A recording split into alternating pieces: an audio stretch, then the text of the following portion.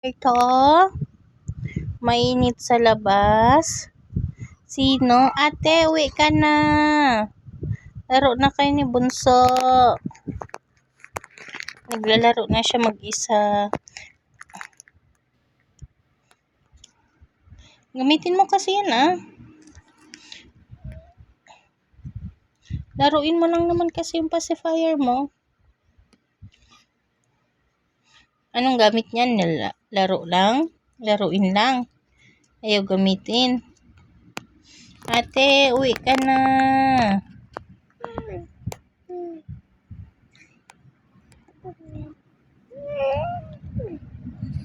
Ate Andrea. Miss ka na ni Amaraya. Papa.